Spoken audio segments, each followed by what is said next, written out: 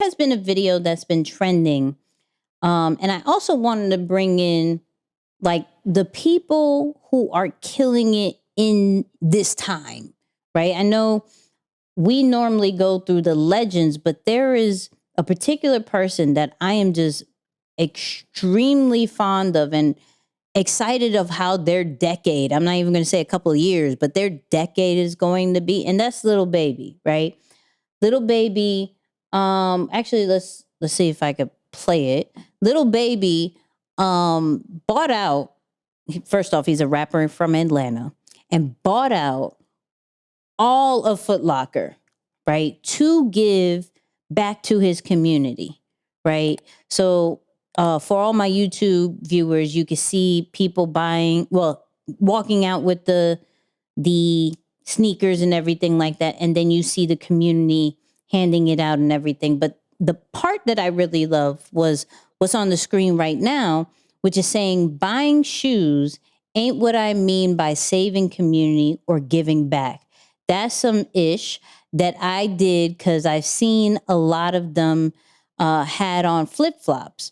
When I say save the community, I mean centers, programs, jobs. You Wow. can't imagine the ish that I don't post. So the reason why I wanted to bring that up is because it's, you not only show it to a certain extent, but the deeper things you don't, you know. Mm-hmm.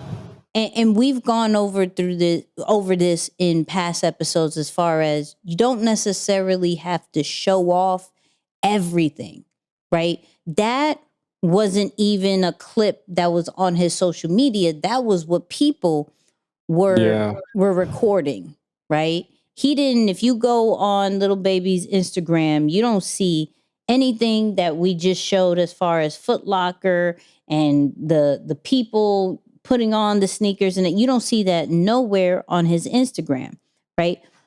But it's the people that is like, yo, look at what he's doing.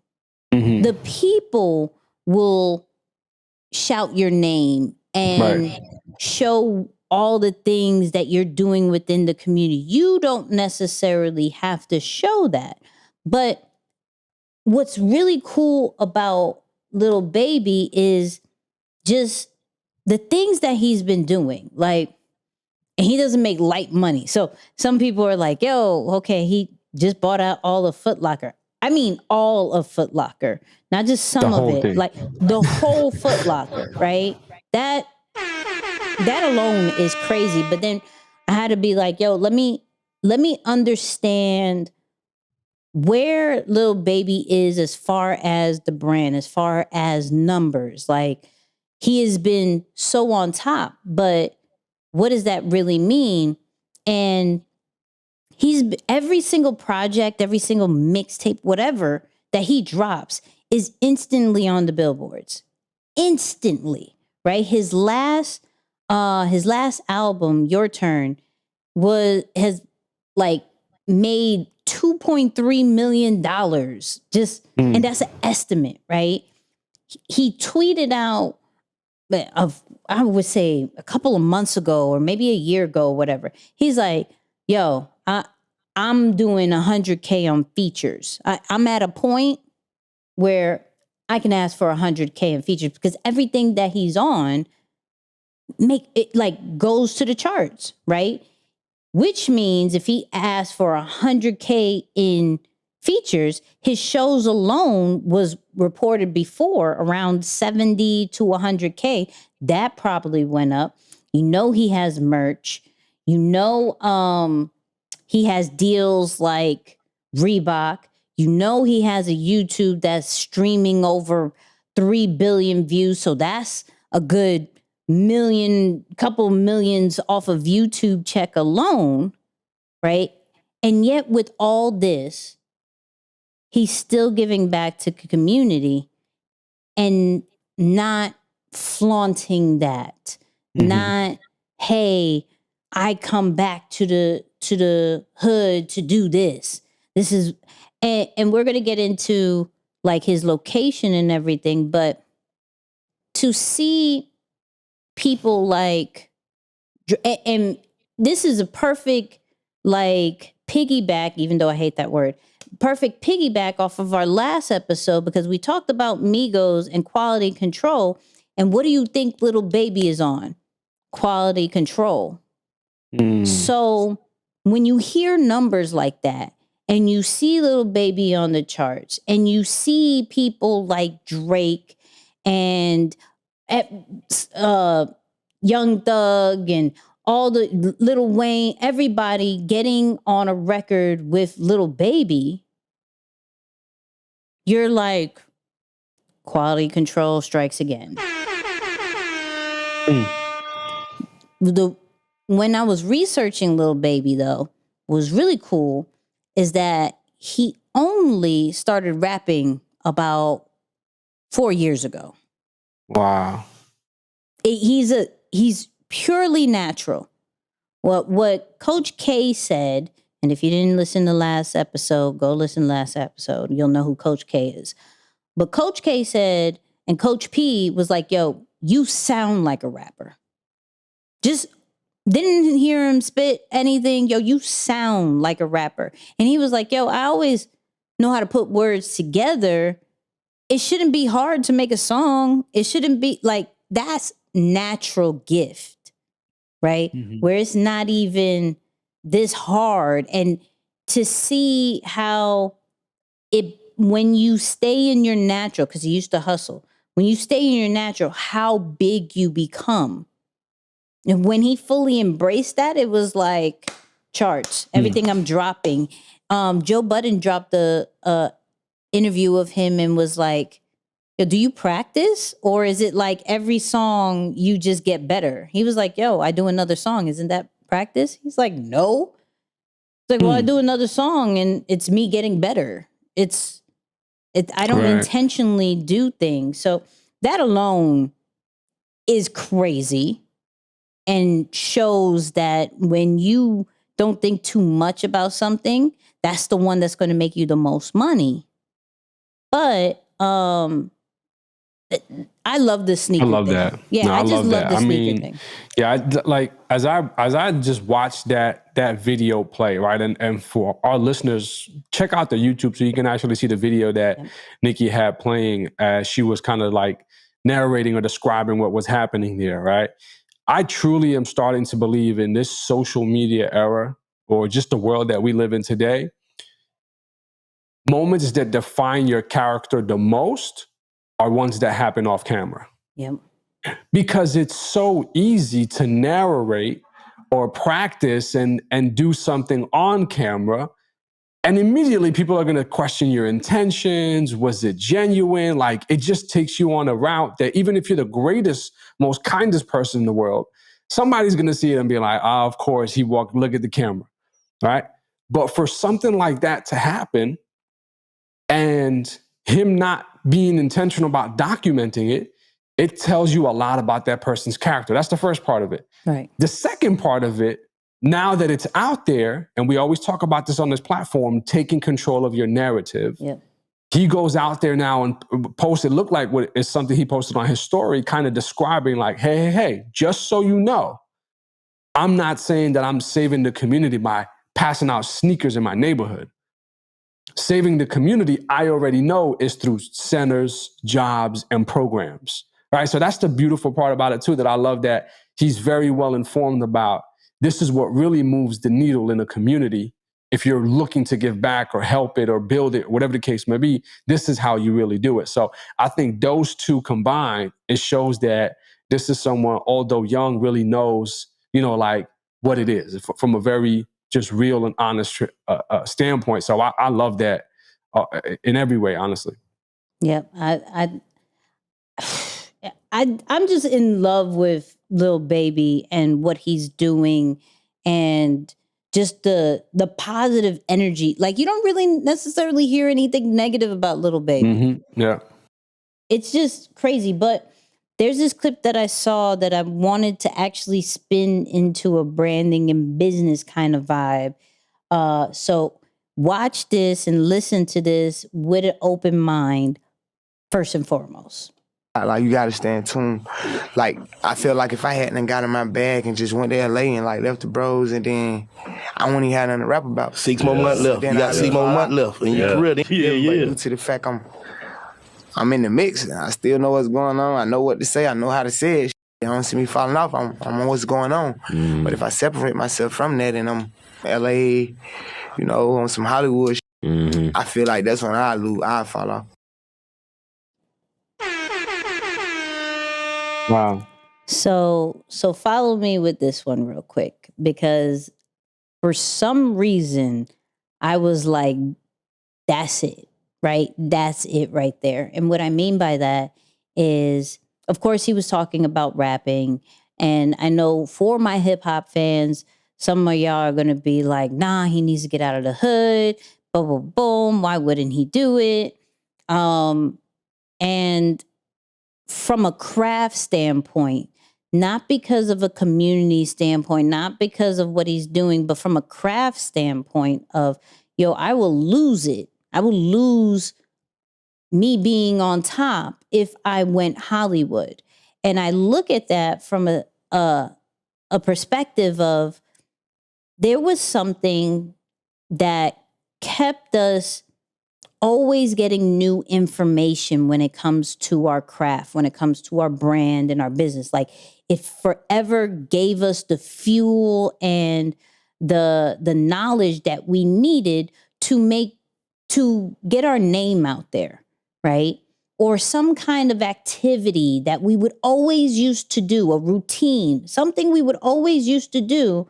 And the second that we see some type of success, or we get on certain stages, or we get into certain communities, or whatever kind of status, we tend to lose what actually got us there, right? And of course, when you look at it from a Lil Baby standpoint, and he's saying, yo, I'm not leaving because, you know, this is what actually gives me what I rap about. And like I said, some of y'all are going to think like, nah, he needs to leave, right? It'll show growth or something. But maybe at this season, and not saying he'll always stay there, but at this season, he fully understands, yo, I'm on top because of this, because of what I rap about, because of the information and the experiences that I see here. So if I remove myself from that, I am no longer going to be number one. I am no longer, when they say hip hop, rap, ATL, my name may not be associated with that anymore because I removed myself and became Hollywood. Now, if I become an actor, that's a different story, right? I will go to Hollywood, and maybe that's the transition in my life, because he was in How High too. So he's also an actor, right? But I look at it from, and me and you've had this conversation where it's like, there's a home court advantage when it comes to your craft, or when it comes to your branding and business. There's certain things that will keep you on the highest of high because you're in home court, right? For me, it was always learning something new every day, having these certain screens near me, and I knew exactly what I'll be looking at with each screen and how to deliver to people and things like that.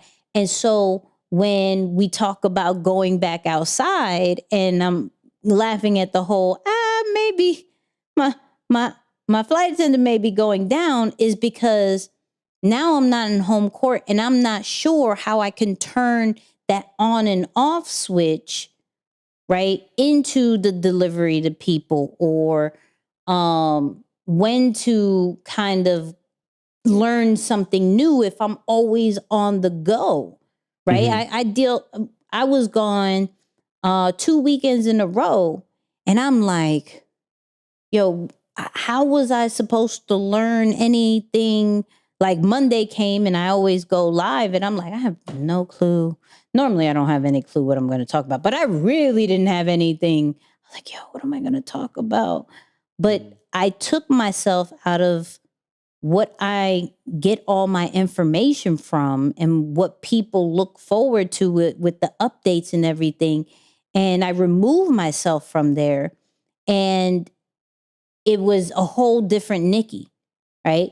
So it's almost to the point where I get what he's saying, but at the same time, how can we create a vibe or a system that regardless of if you're at home or you do move up in the world and you move to Cali, you move somewhere else, you know, you still have that kind of strength, that still kind of hunger and things like that. Because you look at Rick Ross, right? His bars elevated. He's not rapping about the same thing, right? But he got a mansion. He got mansions several places, you know? He's not living in the same spot that he was before and things like that.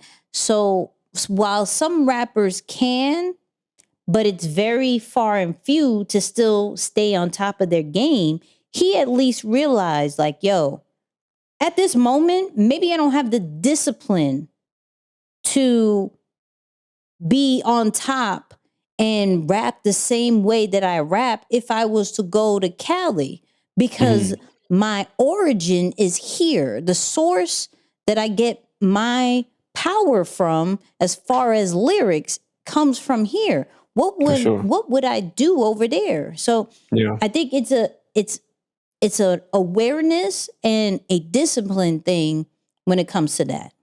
100%. Yeah, you know, it's funny. I got to meet Brandon. Shout out to Brandon for the first time this weekend. So dude's been working with us for well over a year. And of course, with COVID, it's been strictly virtual. We work together very closely, very virtual. Met for the first time, you know, on the trip. And we were just talking about like traveling and what type of exposure and experiences it can happen. And we started talking about like being competitive. And I was just explaining to him, and I said to him, you know, allow these opportunities to help you to grow, but don't let them change you. Right. Because a lot of people, what they tend to do is, regardless of what industry you're in, you allow something that was meant to help you to grow, to develop, to become better than what you were, to change you or take you away from doing the very thing that got you the opportunity. Right. Like, so you defeat the purpose.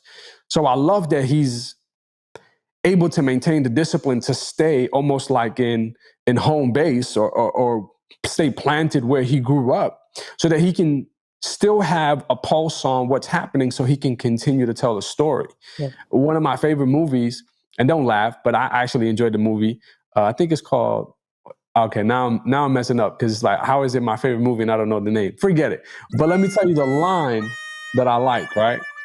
And the line is, it's, what's the guy's name? Already forgot. Cooper. No, I'm getting it now. I'm getting it. It's coming back. Like, I wanted to say A Star Is Born, but that doesn't sound right. It's something with a star. It's with Lady Gaga, Bradley Cooper. So whatever, there's a scene in the movie, and if you haven't watched it, go check it out. It's a scene in the movie where Bradley Cooper is fighting with his brother in the movie. Okay. Right? And they're going back and forth, all upset, whatever. And then the brother is mad at Bradley Cooper because he's like, yo, I was better than you. Like, I was more talented. I was the better artist than you. And I didn't have any issues like, you know, life issues, drinking problems, whatever. But I put my career on hold for you. And he said a line to him that I was like, yo, that's it right there. He said, everyone is talented, but not everyone has something to say.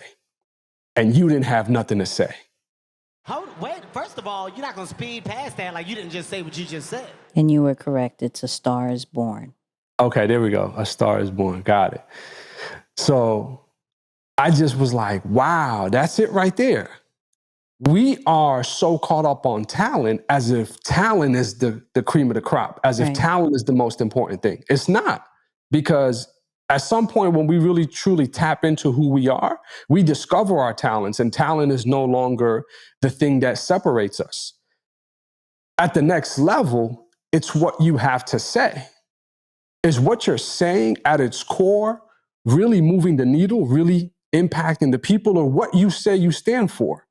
So that's something that I've always taken with me. Is like, okay, talented is great, or talent is great. We need talented people, but we're all talented. If we really think about it, like we're God's creation, we're all talented, but not everyone has something to say.